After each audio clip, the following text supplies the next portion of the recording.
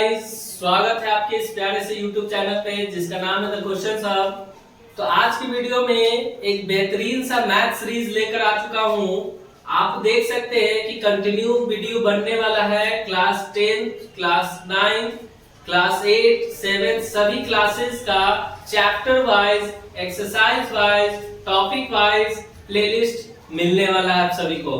तो आप इस चैनल से बने रहिए। हर एक प्रॉब्लम का सॉल्यूशन आपको मिलेगा किसी भी बुक से, चाहे वो बुक एनसीईआरटी का हो, आर.एस. अग्रवाल का हो, या आर.डी. शर्मा का हो, या के.सी. सिन्हा का हो।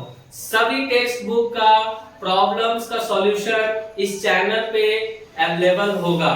ठीक है, तो आज हम लोग क्लास 10 का पहला चैप्टर आप देख सकते हैं रियल नंबर्स को लेकर आ चुका हूं। रियल नंबर्स में सबसे पहला जो टॉपिक होता है वो आपका है यूक्लिड डिवीजन लेमा। ठीक है, तो यूक्लिड डिवीजन लेमा को समझने से पहले सबसे पहले हम लोग क्या समझेंगे कि डिफरेंस क्या होता है एल्गोरिदम और लेमा में। ठीक है, एल्गोरिदम किसको बोलते हैं और लेमा किसको बोलते हैं। अगर इस चैनल के जितने भी मैथ्स का जो वीडियो बनने वाला है क्लास 10 के लिए, अगर वो सभी को आप देख लेते हो तो मैथ्स में आपको कहीं भी प्रॉब्लम नहीं होने वाली है। तो चैनल से जितना ज्यादा आप अपने फ्रेंड को जोड़ सकते हैं जोड़ने का कोशिश कीजिए और मन लगाकर पढ़ाई कीजिए। देखिए, आपको 100 आउट ऑफ 100 लाने से कोई नहीं रोक सकता है।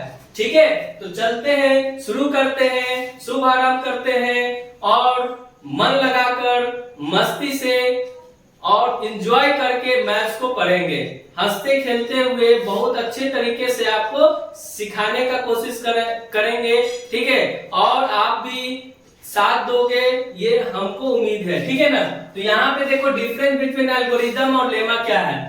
तो एल्गोरिदम एक सीरीज होता है वेल डिफाइंड स्टेप्स का। मतलब आप बोल सकते हैं कि जो हमारा एल्गोरिदम है वो स्टेप बाय स्टेप प्रोसेस है किसी भी टास्क को कंप्लीट करने के लिए। जैसे आपको अगर दे दिया जाए यहाँ पे एक एक्सप्रेशन है x² प्लस 5x प्लस 6। ठीक है, ये आपका एक क्वाड्रेटिक पॉलिनोमियल है। ठीक है, इसको फैक्टराइजेशन करना है या फैक्टर्स निकालना है इसका। तो हम लोग क्या करेंगे, यहाँ पे सबसे पहला स्टेप हम लोग क्या फॉलो करेंगे, इसका मिडिल टर्म को क्या करेंगे, स्प्लिट करेंगे। इसके मिडिल टर्म को हम लोग क्या करेंगे, स्प्लिट करेंगे। तो यहाँ पे आप देखो x² है, ये मिडिल टर्म को हम लिख सकते हैं 3x प्लस 2x और ये प्लस में 6 है। तो पहला स्टेप हम लोग क्या किए, मिडिल टर्म को ब्रेक कर लिए। सेकेंड स्टेप में आते हैं तो हम लोग पेयर बना लेंगे और ये पेयर से हम क्या कर लेंगे, कॉमन निकाल लेंगे x। तो यहाँ पे जब x कॉमन निकालेंगे तो x प्लस 3 हो जाएगा और यहाँ से आप 2 कॉमन निकालोगे तो x प्लस 3 हो जाएगा। तो ये सेकेंड स्टेप हो गया। थर्ड स्टेप में आप मूव करोगे तो आप देखोगे कि ओवरऑल x प्लस 3 कॉमन है, उसको हम बाहर निकाल लिए और x प्लस 2 हो गया। तो इस प्रोसेस को हम लोग क्या बोलते हैं, फैक्टराइजेशन। और स्टेप बाय स्टेप प्रोसेस चल रहा है तो इसको आप एल्गोरिदम भी बोल सकते हैं। ये एल्गोरिदम के तहत ये मूव कर रहा है, वर्क कर रहा है। ठीक है, तो ये फैक्टर निकल कर आ गया इस एक्सप्रेशन का, या बोल सकते हैं इस पॉलिनोमियल का। और इस प्रोसेस को क्या बोलते हैं, फैक्टराइजेशन प्रोसेस। अब यहाँ पे बात होती है कि घर में आपकी मम्मी हो, दीदी हो, बहन हो, है ना, या कोई भी हो, पापा हो, आप हो, है ना, सभी लोग क्या करते हैं, कभी ना कभी चाय ट्राई किए होंगे बनाने का। तो चाय बनाने का भी एक प्रोसेस होता है, एक विधि होता है ना, कि सबसे पहले हम लोग क्या करते हैं, यूटेंसिल बर्तन उस पे रखते हैं, है ना, गैस ऑन कर। उसके बाद हम लोग क्या करते हैं, पानी, दूध, चाय पत्ती, चीनी, ये सब, अदरक, इलायची, ये सब पुट करते हैं उसके अंदर, है ना, फिर खौलाते हैं। तो ये एक प्रोसेस है स्टेप बाय स्टेप। ये नहीं कि हम गए और चाय बन गया, ऐसा नहीं होता है ना। स्टेप बाय स्टेप प्रोसेस, कोई भी चीज को बनाने के लिए स्टेप बाय स्टेप प्रोसेस जो फॉलो करते हैं उसको हम लोग एल्गोरिदम बोलेंगे। ठीक है, इसके बाद एक टर्म है लेमा। इसमें देखो क्या लिखा गया है, यहाँ पे it is a proven statement used for proving another statement. मतलब पहले से एक स्टेटमेंट दिया रहेगा, उस स्टेटमेंट का यूज करके हम लोग क्या करते हैं, दूसरे स्टेटमेंट को प्रूव करने का कोशिश करते हैं। ठीक है ना। तो यहाँ पे आप इसको और अच्छे तरीके से कैसे समझोगे, तो मान लेते हैं कि आपका एक ट्रायंगल है ना। इस ट्रायंगल में आप देखो कि तीनों एंगल का सम जो होगा वो 180 होता है। ठीक। अब आप बताओ कि अगर हमको प्रूव करना है कि एक क्वाड्रिलेटरल है, ठीक, एक क्वाड्रिलेटरल में हर एंगल का सम क्या होगा, सम ऑफ ऑल इंटीरियर एंगल। यहाँ पे देखो ये क्वाड्रिलेटरल है ना, इस क्वाड्रिलेटरल में 4 एंगल बन रहा है, टोटल 4 एंगल्स बन रहे हैं। इन 4 एंगल्स का सम क्या हो जाएगा, इन 4 एंगल्स का सम जो हो जाएगा हमारा 360 हो जाएगा। तो आप बताइए कि इसको हमको प्रूव करना है, तो इसके लिए हम लोग क्या करते हैं, सबसे पहले एक डायगोनल को ज्वाइन करते हैं, मतलब अपोजिट वर्टेक्स को ज्वाइन करते हैं। जैसे ही अपोजिट वर्टेक्स को ज्वाइन किए तो हमको क्या मिला कि एंगल 1 2 पार्ट में डिवाइड हो गया, एंगल 3 2 पार्ट में डिवाइड हो गया। यहाँ पे इसको हम बोल सकते हैं, सपोज इसको 1 रखते हैं, इसको 5 रखते हैं, ठीक है, इसको 3 रखते हैं और इसको 6 रखते हैं। तब हम बोलेंगे कि हमारा 2 ट्रायंगल हो गया। यहाँ पे देखिए एंगल 1 एंगल 2 और एंगल 3 का सम क्या होगा, 180 हो जाएगा। अब दूसरे ट्रायंगल में angle 5 plus angle 4 plus angle 6 का सम क्या हो जाएगा, 180 हो जाएगा। तो ये कहीं ना कहीं से स्टेटमेंट हमने लिया और ये स्टेटमेंट यहाँ से लाए, इसलिए ये प्रूवन स्टेटमेंट हो गया, ये लेमा हो गया।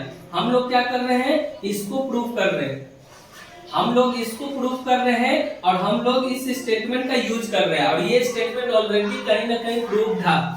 ठीक है ना। तो कहने का मतलब कि this will be your lemma. Lemma को प्रूव करने की जरूरत नहीं होता है, वो ऑलरेडी प्रूवन होता है। हम लोग क्या करते हैं, उसका यूज करते हैं दूसरे स्टेटमेंट को प्रूव करने के लिए। ठीक है। इसके बाद हमारे जो मैथमेटिशियन थे यूक्लिड साहब, उन्होंने क्या किया, डिवीजन पे एक स्टेटमेंट दे दिया। डिवीजन पे एक स्टेटमेंट दे दिया जिसको प्रूव करने का जरूरत नहीं है ना। डिवीजन पे क्या स्टेटमेंट उन्होंने दिया, उन्होंने कहा कि 2 पॉजिटिव इंटीजर को ले लीजिए। क्या ले लीजिए, 2 पॉजिटिव इंटीजर को ले लीजिए जिसका बोला गया कि ए और बी। मान लीजिए कि 2 पॉजिटिव इंटीजर हमने यहाँ पे ले लिया। ठीक है। इसमें मान लेते हैं कि ए ग्रेटर है बी से, ए ग्रेटर है बी से, तो हम बोल सकते हैं कि बी ए को क्या करेगा, बी ए को क्या करेगा, डिवाइड करेगा। तो डिवाइड करेगा तो आपको एक इंटीजर देगा क्यू, बी को डिवाइड करेगा तो एक इंटीजर देगा क्यू और कुछ रिमाइंडर बच सकता है। ठीक है। तो उन्होंने ये बोला कि इस ए को हम किस तरीके से लिख सकते हैं। उन्होंने एक स्टेटमेंट दिया कि ए को आप लिख सकते हैं इन दोनों का product b into Q plus R. मतलब ये स्टेटमेंट उन्होंने दिया। इसी को कहा जाता है यूक्लिड डिवीजन लेमा। ये क्या है, यूक्लिड डिवीजन लेमा, जिसको हम लोग यूज करते हैं प्रूव करने के लिए अनदर स्टेटमेंट को, है ना। तो यहाँ पे देखिए ये बात समझ में आ गया। तो किसी भी नंबर को, सपोज कि मान लीजिए आपके पास 7 है, ठीक है, और 12 है। अब बताइए कि इसको हमको यूक्लिड डिवीजन लेमा में लिखना है, तो कैसे लिखेंगे। इस 12 को हम लिख सकते हैं 7 इंटू 1 प्लस 5। क्या लिख सकते हैं, 7 इंटू 1 प्लस 5। कैसे हुआ, तो ये 7 से 12 को डिवाइड किए तो 1 टाइम्स, तो क्या हो गया 7, सब्ट्रैक्ट किए तो 5 आ गया, तो ये 5 रिमाइंडर हो गया। तो इसका जो फॉर्मेट होता है यही होता है जहां पे हम लोग क्या करेंगे, अलग अलग क्वेश्चंस को प्रूव कर सकते हैं। अलग अलग क्वेश्चंस को क्या करेंगे, प्रूव करेंगे। यहाँ पे एक स्टेटमेंट और लिखा हुआ है, आप देखिए कि ये हमेशा यहाँ पे जो रिमाइंडर आ रहा है वो हमेशा क्या है, इस बी वाले टर्म से लेस है। ये कभी बड़ा नहीं हो सकता है ना। मतलब ये जो डाटा है रिमाइंडर वो कभी नहीं बड़ा, मतलब ये जो आर है ये बी से बड़ा कभी नहीं हो सकता, बी से लेस होगा, है ना। ए से ग्रेटर और इक्वल टू होगा, बी से हमेशा लेस होगा। ठीक है, ये कंडीशन आपको ध्यान में रखना होगा। ये ए नहीं होगा, यहाँ पे 0 होगा। ठीक है, तो r हमेशा क्या होगा, 0 के बराबर और 0 से बड़ा होगा, ठीक है ना। तो इस बात को आप ध्यान से देख सकते हैं बोर्ड पे, यहाँ पे to obtain the HCF of two positive integers, मतलब दो पॉजिटिव इंटीजर का आपको क्या निकालना है, HCF निकालना है। तो HCF निकालने के लिए आपको सबसे पहले देखना होगा कि वो दोनों नंबर आपका क्या है, पॉजिटिव इंटीजर है कि नहीं। तो यहाँ पे हम C एंड D मतलब दो पॉजिटिव इंटीजर ले लिए, जहां पे C आपका क्या है, ग्रेटर है। C आपका क्या है, यहाँ पे देखो C आपका क्या है, ग्रेटर है D से। तो हम लोग को कुछ स्टेप्स फॉलो करने होते हैं, मतलब एक एल्गोरिथम, तो डिवीजन एल्गोरिथम हम लोग फॉलो करेंगे। तो स्टेप नंबर 1 में अप्लाई यूक्लिड डिवीजन लेमा, किस पे अप्लाई करोगे, C एंड D पे अप्लाई करेंगे। So we find whole numbers Q and R such that C is equal to DQ plus R। यहाँ पे R जो होगा वो ग्रेटर इक्वल टू 0 होगा और लेस देन D होगा। तो यहाँ पे A और B हम नंबर नहीं लिए, यहाँ पे जो नंबर लिए वो क्या लिए, C और D के नाम से लिए हैं। तो कंफ्यूज मत होना, वेरिएबल के फॉर्म में है। तो C ग्रेटर है D से, तो C ग्रेटर है D से, तो D से हम डिवाइड करेंगे किसको, C को।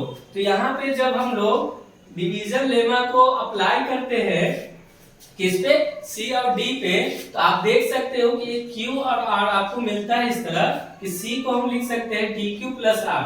क्या लिख सकते हैं, C को DQ प्लस R, और R का वैल्यू जो होगा वो ग्रेटर इक्वल टू 0 होगा और लेस देन क्या होगा, D होगा। अब यहाँ पे जब अप्लाई कर दिए तो स्टेप नंबर 2 में आप देख सकते हो कि रेडियस अगर 0 हो गया, रेडियस क्या हो गया, 0 हो गया, तो हमारा जो ये D होगा, देखो अगर यहाँ पे 0 आ गया रेडियस, तो हम लोग क्या करेंगे, D हमारा HCF हो जाएगा किसका, C एंड D का, ये दोनों पॉजिटिव नंबर्स का। If radius is not equal to 0, अगर रेडियस हमारा 0 नहीं आया, तब हम लोग क्या करेंगे, फिर से डिवीजन लेमा अप्लाई करेंगे, कौन से नंबर पे, D और R पे, मतलब ये D और R पे अप्लाई होगा, ना कि C और D पे, ठीक है। ये कंटिन्यू प्रोसेस चलेगा कब तक, जब तक रिमाइंडर हमारा 0 नहीं हो जाता है, ठीक है। The divisor at this state will be the required HCF। तो इसको देखो एक तरह से समझने का कोशिश करना। तो मान लीजिए कि दो नंबर आपके पास है, एक 2 है और दूसरा 4 है, एक क्या है, 2 है और दूसरा 4 है, इन दोनों का HCF निकालना। तो यूजिंग डिवीजन एल्गोरिथम हम क्या लिखेंगे, 4 को 2 into 2 लिखेंगे प्लस 0। तो यहाँ पे देखो रिमाइंडर हमारा क्या आ गया, रिमाइंडर 0 आ गया, तो आपका डिवाइजर जो है 2, दिस विल बी द, देख सकते हैं रिमाइंडर 0 नहीं आ रहा है, तो थर्ड स्टेप में मूव करेंगे, तो ये 5 यहाँ आ जाएगा और ये 2 आपका यहाँ आ जाएगा। तो 2 जब 4 होता है plus 1, again reminder is not 0, so step number 4 में आ जाएंगे। तो यहाँ पे ये 2 आपका आ जाएगा यहाँ पे और ये 1 आ जाएगा यहाँ पे। तो 1 से 2 जो है 2 टाइम्स होता है प्लस 0। अब देखिए रिमाइंडर आपका 0 हो गया, तो HCF जो होगा ये डिवाइजर होगा, यहाँ पे लिखा हुआ है the divisor at this stage will be the required HCF। तो आपका HCF जो होगा 7 और 12 का क्या होगा, 1 होगा, ठीक है। तो रिमाइंडर जब तक 0 नहीं आएगा तब तक आप स्टेप फॉलो करोगे। तो ये बहुत ही इंपॉर्टेंट है, ये 2 नंबर के लिए, 3 नंबर के लिए एप्लीकेबल है, आप इसको यूज कर सकते हैं HCF निकालने के लिए, ठीक है। तो इस पे एक क्वेश्चन लेकर आ रहा हूँ, आप देख बने रहिए। तो एक क्वेश्चन आप देख सकते हैं बोर्ड पर, यूज यूक्लिड डिवीजन लेमा और algorithm to find the HCF of 135 and 225। तो ये नंबर कुछ भी हो सकता है, कोई भी पॉजिटिव इंटीजर हो सकता है, कोई भी पॉजिटिव इंटीजर हो सकता है। आप यहाँ पे देखो 135 और 225 है, इसका मतलब कि इन दोनों नंबर में सबसे बड़ा नंबर कौन है आपको पहचान करना होगा। तो यहाँ पे 225 जो है वो ग्रेटर है 135 से, तो ये ग्रेटर तो पता चल गया, अब कौन किसको डिवाइड करेगा ये भी आपको पता चल रहा होगा। तो 135 क्या होगा, 135 से 225 को हम डिवाइड करेंगे। तो जैसे ही अगर डिवाइड इसको करते हैं तो 1 टाइम 135, तो यहाँ से आप देखोगे कि 90 बचेगा, ठीक है। तो रिमाइंडर 0 नहीं आया, तो पहला स्टेप हमारा क्या होगा, स्टेप नंबर 1 में हमने क्या किया कि 225 को डिवाइड किए 135 से, है ना, कितने बार, 1 टाइम, तो रिमाइंडर आ गया 90। ये पहला स्टेप हो गया। तो रिमाइंडर जो है 0 नहीं है, 0 आ जाता तो ये हमारा क्या हो जाता, एचसीएफ हो जाता है। लेकिन यहाँ पे अब स्टेप नंबर 2 चलेगा। स्टेप नंबर 2 में हम लोग क्या करेंगे, ये 135 को यहाँ लिखेंगे और ये 90 यहाँ पे आ जाएगा। ठीक है, अब 90 से 135 को हम डिवाइड करेंगे तो कितने बार, तो 1 टाइम, तो 1 टाइम होगा तो ये 90, यहाँ से 10 और यहाँ से 35, तो 45 हो गया। क्या हो गया, 45 मैंने 45। तो यहाँ पे प्लस में 45। Again you can see that reminder is not 0। तो रिमाइंडर 0 नहीं है तो फिर चलेगा, स्टेप आगे बढ़ेगा। तो स्टेप नंबर 3। तो स्टेप नंबर 3 में आप देखो कि ये 90 जो है यहाँ पे आ जाएगा और ये 45 यहाँ आ जाएगा। तो आप देखोगे 45 से 90 को जब डिवाइड करोगे तो 2 टाइम्स 90 हो जाएगा और यहाँ पे ये कैंसिल आउट होकर रिमाइंडर क्या हो जाएगा, यहाँ पे 0 हो जाएगा। तो इसको 2 इंटू करोगे प्लस 0, तो रिमाइंडर जैसे ही 0 आ गया आपका जो स्टेप है वो रुक जाएगा और यहाँ पे जो डिवाइजर है this will be the HCF. HCF किसका आ गया, 135 2 to 5 का कितना आ गया जी, 45। So 45 will be your required answer। तो इसी तरह आप एक्सरसाइज आप देखोगे 1.1 में क्वेश्चन नंबर 1 का आप क्वेश्चन प्रॉब्लम सॉल्व कर सकते हो। एग्जांपल में भी इस टाइप का क्वेश्चन दिया हुआ है, ट्राई करना। जहां कहीं भी दिक्कत हो आप कमेंट बॉक्स में कमेंट करना ना भूलें। ठीक है, थैंक यू।